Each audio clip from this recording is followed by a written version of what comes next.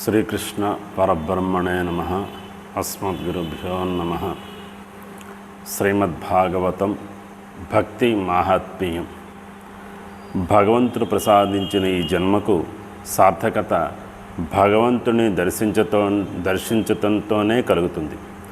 భగవద్ దర్శనానికి భక్తిని మించిన సాధన లేనేలేదని భక్తి సూత్రాలు మొదలైన గ్రంథాలు చెబుతున్నాయి. భక్తి సాధనలో శ్రీమద్భాగవతానికి ఒక గొప్ప స్థానం ఉంది. 18 పురాణాలు, 18 ఉపపురాణాలు, మహాభారతము, బ్రహ్మసూత్రాలు రచించిన తరువాత కూడా వ్యాస భగవానుడు మనశ్శాంతి కరువై బాధపడుతున్న సమయంలో నారద మహర్షి ఉపదేశంతో భాగవతాన్ని రచించి పరమశాంతిని పొందాడు. అటువంటి భాగవతంలో 12 స్కందాలు ఉన్నాయి. మనం ఒక్కొక్క స్కందాన్ని చక్కగా తెలుసుకునే ప్రయత్నం చేద్దాం. భాగవతం అంటే భగవంతునికి సంబంధించిన శాస్త్రము అని అర్థం. భగవంతుని సమస్త విషయాలు ఇందులో చెప్పబడ్డాయి. పురాణానికి ఉండవలసిన సమస్త లక్షణాలు గల భాగవతం మహాపురాణం అయింది. భక్తి ద్వారా అద్వైత వేదాంతాన్ని స్థాపించి పరమాత్మ దర్శనం చేయించటమే భాగవతంలో వ్యాస మహర్షి యొక్క సంకల్పంగా కనిపిస్తుంది. భాగవత మహాత్మ్యాన్ని భాగవతం చెప్పటంలో విశేషమేమీ లేదు. అందుచేత ప్రసిద్ధమైన పద్మపురాణం భాగవతం యొక్క గొప్పతనాన్ని చెప్పింది. అది భాగవతం యొక్క విశేషం. ఒకానొక సందర్భంలో నారద మహర్షికి భూలోకంలో తీర్థయాత్ర చేయాలనిపించింది. ఆయన పుష్కర, ప్రయాగ, కాశీ, గోదావరి, శ్రీక్షేత్రము, కురుక్షేత్రము, శ్రీరంగము, రామేశ్వరము మొదలైన క్షేత్రాలన్నీ సందర్శించాడు. ఆయనకు ఎక్కడా మనశ్శాంతి కలగలేదు. భూమినంతా అధర్మమిత్రుడైన కలి ఆవరించి ఉండటాన్ని ఆయన చూశాడు. ఆయన మనశ్శాంతికై సంచరిస్తూ శ్రీకృష్ణ భగవానుడు తన బాల్య లీలలు చూపిన బృందావనానికి వచ్చాడు. అక్కడ యమునా తీరంలో ఒక యువతి దుఃఖిస్తూ నారదుడికి కనిపించింది. ఆమెకు ఇరుప్రక్కల అటు ఇటు 2 వృద్ధ పురుషులు పడి ఉన్నారు. ఆ యువతి వారికి సేవలు చేస్తూ గట్టిగా ఏడుస్తూ ఉంది. నారద మహర్షికి ఆశ్చర్యం కలిగి ఆమెను సమీపించాడు. ఆమె నారదుడిని చూసి లేచి నిలబడి నమస్కరించి, మహర్షి, నీకు నమస్కారం. మీరు ఒక క్షణం ఆగి నా కష్టాన్ని విని దానిని తీర్చి వెళ్ళండి. మీ వంటి వారి దర్శనం ఎంతో పుణ్యం చేసుకుంటేనే కలుగుతుంది అన్నది. అప్పుడు నారద మహర్షి, ఓ అమ్మాయి, నువ్వెవరివి? ఈ వృద్ధులెవరు? నీకు కలిగిన కష్టం ఏమిటో చెప్పు అన్నాడు. అప్పుడు ఆమె, మహర్షి, నేను భక్తిని. ఈ వృద్ధులు జ్ఞాన వైరాగ్యాలనే నా పిల్లలు. నా చుట్టూ కనిపిస్తున్న ఈ స్త్రీలు బృంద మొదలైన నదులు. వీరు నా సేవకై వచ్చి ఉన్నారు. వీరందరూ సేవ చేస్తున్నా కూడా నాకు సుఖం కలగటం లేదు. నేను ద్రవిడ దేశంలో పుట్టాను, కర్ణాటకలో పెరిగాను, మహారాష్ట్రలోనూ, ఆంధ్రదేశంలోనూ, ఇతర రాష్ట్రాలలోనూ కొద్దిగా పెరిగాను. అలా అంతటా వ్యాపించి గుర్జర దేశంలో ముసలిదాన్ని అయ్యాను. నేను ఇక్కడికి చేరే నాటికి ఘోర కలి ప్రభావం పెరిగిపోయింది. ఈ నా పిల్లలైన జ్ఞాన వైరాగ్యాలు కూడా త్వరలోనే ముసలివాళ్ళు అయిపోయారు. నేను అలా తిరుగుతూ ఈ బృందావనానికి వచ్చి చేరుకున్నాను. అదేమి చిత్రమో, ఇక్కడికి రాగానే నా ముసలితనం పోయింది. నేను యువతిగా మారిపోయాను. ఇంతవరకు బాగానే ఉంది. కానీ నా పిల్లలైన ఈ జ్ఞాన వైరాగ్యాలు మాత్రం ముసలివారిగానే మిగిలిపోయారు. ఇది నన్ను చాలా బాధిస్తోంది. నాకేం చేయాలో తెలియటం లేదు. ఈ దేశాన్నే విడిచిపెట్టి విదేశాలకు వెళ్ళిపోదామా అని ఆలోచిస్తున్నాను. నా పుత్రులు ముసలితనంతో బాధపడుతూ ఉండటాన్ని చూడలేకపోతున్నాను. నాకు యవ్వనం లభించినా కూడా నేను ఆనందించలేకపోతున్నాను. ఓ యోగనిధి, మహర్షి, దీనికి కారణాన్ని తెలుపు, నా కష్టాన్ని పోగొట్టు అని భక్తి యువతి నారదుడిని ప్రార్థించింది. అప్పుడు నారద మహర్షి కొద్దిసేపు ధ్యానంలో ఉండి తరువాత ఇలా అన్నాడు, ఓ అమ్మాయి, నా మాట విను. ఇది దారుణమైన కలియుగం. అందువల్ల సదాచారాలు, యోగ మార్గము, తపస్సులు అన్నీ క్షీణించిపోయాయి. జనులు పాపకర్మలో శ్రద్ధ కలివారిగా ఉన్నారు. సాధువులు బాధపడుతున్నారు, అసాధువులు ఆనందిస్తున్నారు. జ్ఞాన వైరాగ్యాల మాట అటుంచు, జనంలో భక్తి కూడా తగ్గిపోయింది. అందువల్ల మీరు ముగ్గురు వృద్ధులైపోయారు. మీ పుణ్యం బాగుండి ఈ బృందావనానికి వచ్చారు. ఈ భూమి యొక్క ప్రభావంతో నువ్వు మళ్ళీ యవ్వనాన్ని పొందావు. ఇక్కడ భక్తి తాండవిస్తూ ఉంటుంది. ఎవరూ కూడా జ్ఞాన వైరాగ్యాలను పట్టించుకోరు. అందువల్ల నీకు యవ్వనం వచ్చింది. వీరు ముసలివాళ్ళలాగానే ఉండిపోయారు. కానీ ఇక్కడి ప్రభావంతో ఇన్నాళ్లకు సుఖంగా నిద్రపోగలుగుతున్నారు అన్నాడు నారద మహర్షి. అప్పుడు భక్తి యువతి ఇలా అడిగింది, మహర్షి, రాజైన పరీక్షిత్తు అశుచి అయిన కలిని ఎలా స్థాపించాడు? కలి ప్రారంభమైన తరువాత ధర్మసారం అంతా ఏమైపోయింది? ఎక్కడికి వెళ్ళిపోయింది? పరమ కరుణామయుడైన శ్రీహరి అధర్మాన్ని చూస్తూ ఎలా సహించాడు? ఈ విషయాలు నాకు తెలపండి అని ప్రార్థించింది. అప్పుడు నారద మహర్షి, ఓ అమ్మాయి, ఈ సందేహాన్ని కష్టాన్ని పోగొట్టే మాటను చెబుతాను విను. ఎప్పుడైతే ముకుందుడైన శ్రీకృష్ణుడు భూమిని విడిచిపెట్టి తన వైకుంఠానికి వెళ్ళాడో ఆ రోజు నుండే కలి ప్రారంభమైంది. పరీక్షిత్తు రాజు దిగ్విజయయాత్ర చేస్తూ కలిపురుషుడిని చూశాడు. కలిపురుషుడు ఏడుస్తూ పరుగున వచ్చి రాజుగారి కాళ్ళు పట్టుకొని శరణు వేడాడు. ముందు పరీక్షిత్తు వాణ్ణి సంహరిద్దామనుకొని తర్వాత తనలో తను ఇలా అనుకున్నాడు, కృత త్రేత ద్వాపర యుగాలలో తపస్సుకు యోగానికి సమాధికి దక్కని ఫలం కలియుగంలో ఒక్క హరినామస్మరణకు దక్కుతుంది. ఒకే ఆకారంతో ఒకే చోట ఉన్న కలిపురుషుడిని విభాగం చేస్తే కానీ భూమి బాగుపడదని పరీక్షిత్తు తలచాడు. ఎందుకంటే తీర్థాలు, నదులు, దేవాలయాలు, పాఠశాలలు అన్నింటిలోనూ సారం లేకుండా పోయింది. కలిపురుషుడు ఏకరూపంతో ఉండటంతోనే ఇలా జరిగింది. ఇందులో వీడి తప్పు కూడా ఏమీ లేదు. ఇది యుగధర్మం. వీడు మాత్రం ఏం చేస్తాడు? అందువల్ల వీడిని నేను సంహరించను, విభాగం చేస్తాను అనుకున్నాడు పరీక్షిత్తు మహారాజు. కలిపురుషుణ్ణి పరీక్షిత్తు విభాగించాడు అని నారద మహర్షి కలివృత్తాంతాన్ని చెప్పాడు. అప్పుడు భక్తి నారదుడిని స్తుతించింది. అప్పుడు నారదుడు, ఓ భక్తి బాల, అనవసరంగా ఏడుస్తావెందుకు? శ్రీకృష్ణుడి పాదపద్మాలను స్మరించు, నీ దుఃఖం పోతుంది. ఆయన కౌరవుల నుండి ద్రౌపదిని రక్షించాడు, గోపికలను కాపాడాడు. ఓ భక్తి, నువ్వంటే ఆయనకు చాలా ఇష్టం. నువ్వు పిలిస్తే ఆయన ఖచ్చితంగా వస్తాడు. కృత త్రేత ద్వాపర యుగాలలో జ్ఞాన వైరాగ్యాలు ముక్తిని సాధించి పెట్టేవిగా ఉండేవి. కలిలో బ్రహ్మ సాయుధ్యాన్ని ఒక్క భక్తి మాత్రమే ఇవ్వగలదు అని సంకల్పించి భగవంతుడు నిన్ను సృష్టించాడు. ఆయన భక్తులను పోషించే బాధ్యతను కూడా నీకు ఇచ్చాడు. అందుకు నువ్వు అంగీకరించావు.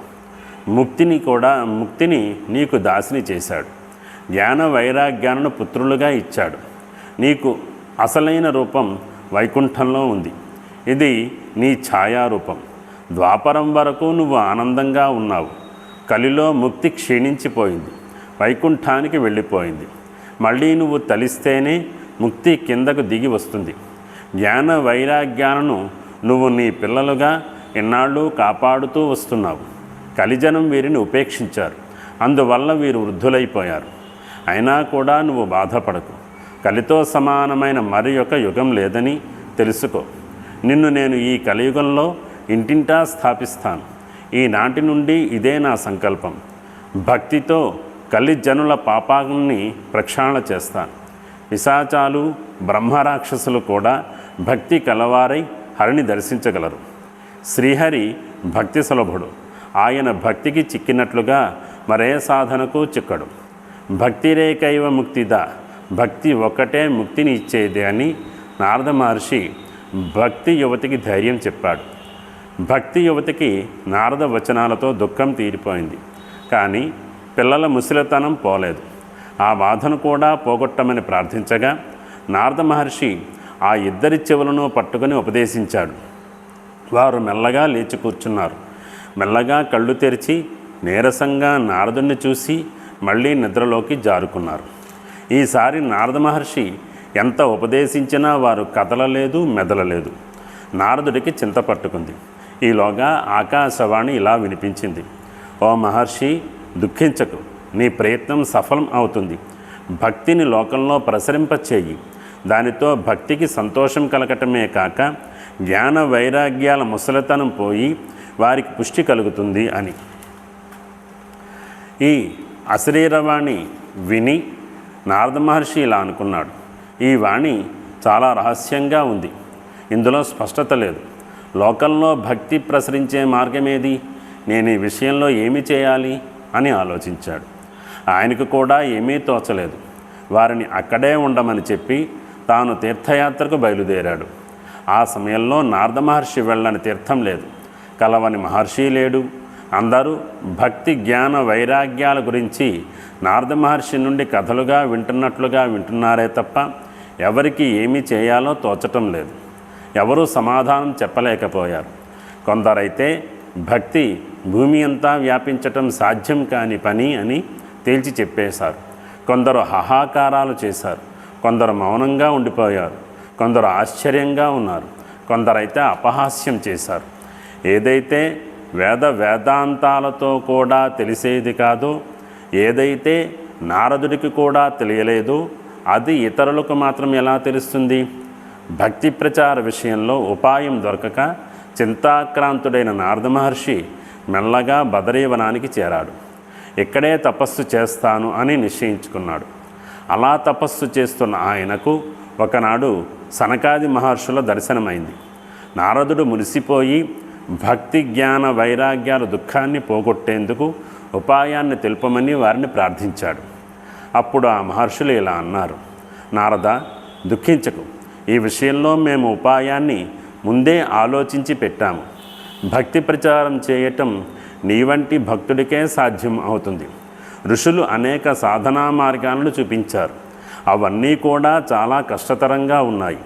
శ్రీహరి దర్శనాన్ని చేయించగల భక్తి సాధన మాత్రం రహస్యంగానే ఉండిపోయింది. నీ వంటి కొందరు మాత్రమే దాన్ని తెలుసుకున్నారు. ఆ కారణం చేతనే దేవవాణి నీకు భక్తి ప్రచారం అనే పనిని అప్పగించింది. ద్రవ్యయజ్ఞం, తపోయజ్ఞము, యోగయజ్ఞము, స్వాధ్యాయ జ్ఞాన యజ్ఞము అని ఇలా చాలా యజ్ఞాలు ఉన్నాయి. అన్ని యజ్ఞాలలోకి జ్ఞానయజ్ఞం గొప్పది. శ్రీమద్భాగవతాన్ని గానం చేయటమనే జ్ఞానయజ్ఞం సుఖమహర్షి మొదలైన గొప్పవారి చేతే గానం చేయబడింది. ఆ భాగవతాన్ని నువ్వు లోకంలో ప్రచారం చెయ్యి, గానం చేయి. భాగవత ధ్వనితో కలిదోషాలు, కష్టాలు అన్నీ కూడా సింహగర్జనకు తోడేళ్లు పారిపోయినట్లుగా పారిపోతాయి అన్నారు. అప్పుడు నారద మహర్షి ఇలా అన్నాడు: ఓ ఋషులారా, నేను వేదాంగాలను అన్నిటినీ గానం చేసినా కూడా జ్ఞాన వైరాగ్యాలకు కష్టం పోలేదు. అటువంటిది భాగవత గానంతో ఎలా పోతుంది?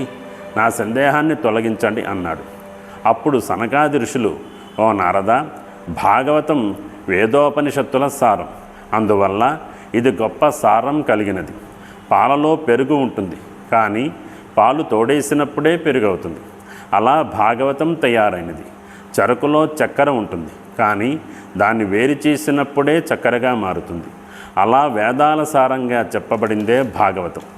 ఈ భాగవతం అనే మహాపురాణం వేద సమానమైనది.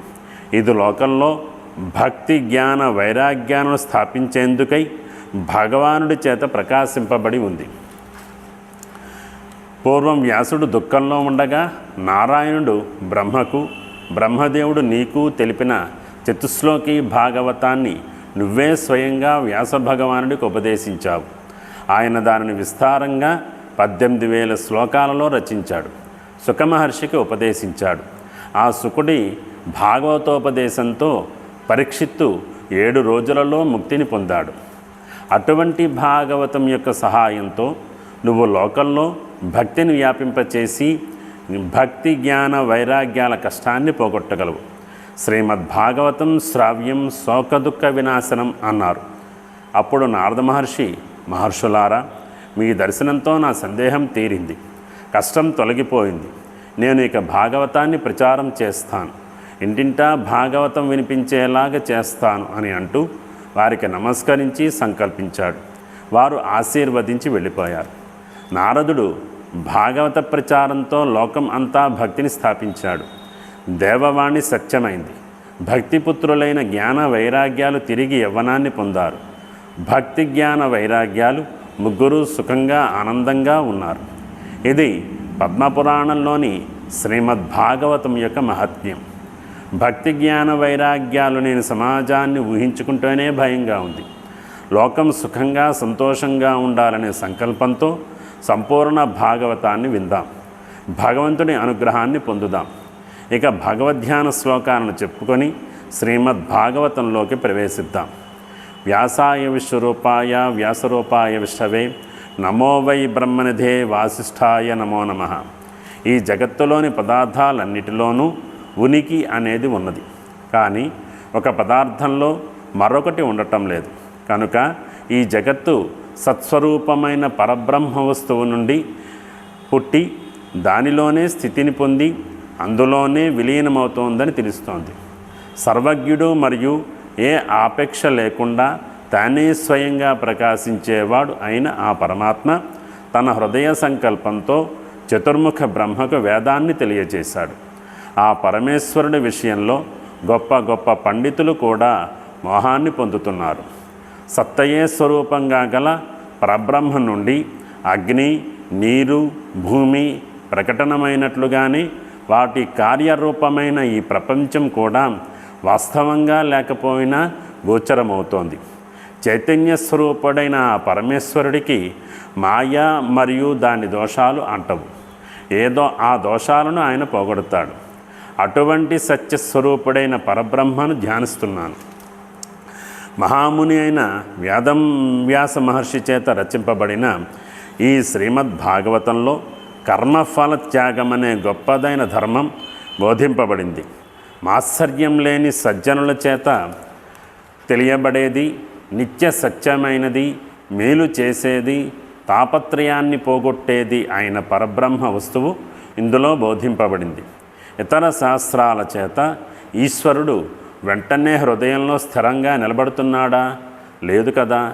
అయినా కూడా ఈ భాగవతం శ్రద్ధగా శ్రవణం చేయాలి అనే కోరిక గల పుణ్యాత్ముల చేత భాగవతాన్ని శ్రవణం చేసిన మరుక్షణంలో పరమేశ్వరుడు హృదయంలో స్థిరపడిపోతున్నాడు. బ్రహ్మానందం అనే రసంతో నిండి ఉన్న ఈ భాగవతం అనే పండు వేదమనే కల్పవృక్షం నుండి సుఖముఖం ద్వారా నేలపై జారిపడింది. ఇది చాలా ఆశ్చర్యం. రసం తెలిసి రసంలో శ్రద్ధ గల భక్తి భావనతో నిండిన హృదయం గల ఓ జనులారా, రసంతో నిండిన ఈ పండును మోక్షం లభించేంత వరకు మళ్ళీ మళ్ళీ తింటూ ఉండండి, ఆస్వాదిస్తూ ఉండండి. ఇక్కడి వరకు భాగవత గ్రంథాన్ని, దాని గొప్పదనాన్ని మంగళ శ్లోకాల ద్వారా తెలుసుకున్నాం. ఈ భాగవతం సుఖముఖం ద్వారా ప్రాప్తించింది అని కూడా తెలుసుకున్నాం. చిలుక రుచి చూసిన పండు రుచిగా ఉంటుంది అని లోకంలో ప్రసిద్ధి. ఇది సుఖమహర్షి అనుభవించిన భాగవతం అనే పండు. దీనిని పట్టుకున్న వారికి పంచేంద్రియాలు తృప్తి చెంది ఆత్మానంద సిద్ధిస్తుంది. భాగవతం పారాయణ జరిగే ప్రదేశాలు, ఇళ్ళు అన్నీ కూడా శాంతంగా ఉంటాయి. లక్ష్మీ కళతో ఉట్టిపడుతూ ఉంటాయి. శ్రీకృష్ణ పరబ్రహ్మణే నమః.